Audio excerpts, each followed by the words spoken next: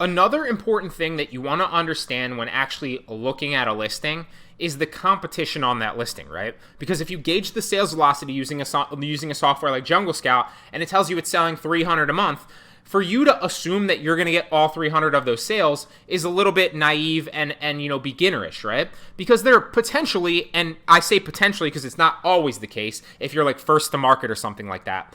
That's rare.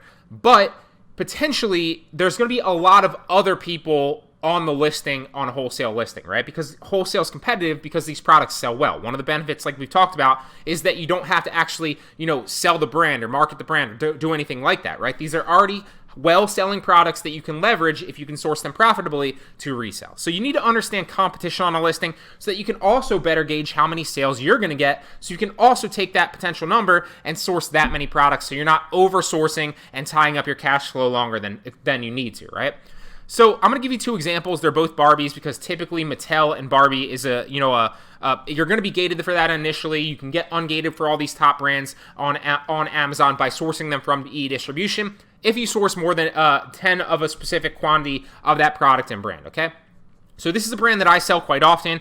Now, I don't always buy this from e-distribution, but I am ungated because I have bought it from e-distribution, and now I can get them in retail stores, which is something else we'll talk about in this course, and I can get great deals because I'm now ungated, okay?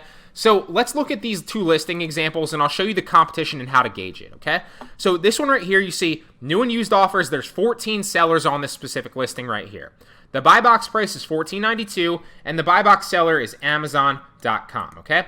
Now, we're specifically, some people will tell you to avoid listings where Amazon is on, or at the very least, if it's telling you it's selling 300 units and you gauge that maybe you have a potential share for that buy box of like 20 units per month, then to undercut that by like half, right? So if Amazon's the seller on the listing or on the listing and you're assuming that you can get 20, cut it in half and assume that you can get 10, because while Amazon will share the buy box with you, they will, I promise you, I do it all the time, they won't share it as frequently as other sellers will, okay? And if you don't understand, like, sharing the buy box, it's not like they're saying, hey, I'm going to share it and be nice. It's the algorithm that passes the sales around and who's actually on the buy box. So typically, Amazon won't be the only seller on this add to cart, which is the buy box. It will fluctuate between the other sellers that have relevant prices and new offers on this buy box, okay? So first and foremost, if you're sourcing wholesale products, you're going to be sourcing new products. So you can completely throw out all the other used offers because they're not going to get the buy box anyway. They're just used offers. So you're strictly already focused on the new offers. There's two ways to gauge competition on a listing. You can either look at the listing right here and literally click all the new and used offers, and that's going to bring up this little spreadsheet here where you can kind of see them all, and I'll show you that here in a second. Or you can go to Online Seller Add-on, which is a free Google Chrome plugin, and it's going to literally pop up all the competition on that listing for you in a nice little window like this. And then you can better gauge it. I use this. I think it's very, very easy to use. It's also going to tell you the quantity that each seller has. So if you look at this, Amazon has over 1,000 units of this quantity. So they're not even telling you how many units they have. So probably a listing that I might steer clear of unless I'm getting, super cheap inventory that I can resell for a profit from a wholesale company, because Amazon's on this listing. They're already going to share the buy box with you less, and it doesn't look like they're running out of inventory anytime soon, okay? So it's very valuable to have this free plugin because it's going to show you the quantity that every seller has.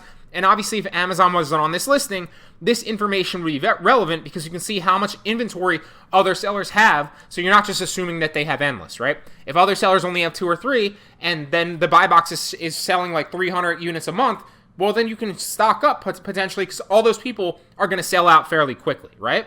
So it's just a very valuable tool that I recommend that you get and look into. If you don't get that, and it is free, if I didn't say that. Now, what you're interested, if you actually go to the when you click it and you look it on in Amazon, so you're interested in Amazon Prime if you're shipping it into FBA, right? Because you're only really going to be competing with Prime offers. You're not really going to be competing with FBM, like we will touch on in the future. It's more difficult to get the buy box if you're fulfilling it as a merchant most of the time. So if you're shipping into FBA and buying new units from a reputable manufacturer like EE or any of the other wholesale suppliers, you're only really concerned with the FBA listing, so the Prime right here, and the new. So you want to check both of those, and then you want to gauge your competition, right? You're not interested in everybody, just the FBA new offers. So that brings up these sellers right here, and now we're only competing with 7 different sellers. One of them's Amazon, and they have $14.92, and then Season Wide has 2 listings, and a number of the other sellers have a decent margin here, but Amazon has 1,000 plus units, and they're selling it at $14.92. So we can pretty much, once we understand the Keepa chart and look at it, the buy box price has pretty much stayed around 13, 14, 15 bucks. So this is not going up anytime soon. The buy box price will stay around $14.92. So obviously, we're going to talk about Keepa a little bit later in this specific course, and you're going to understand how to read a Keepa chart. It's very, very easy. I'll break that all down for you.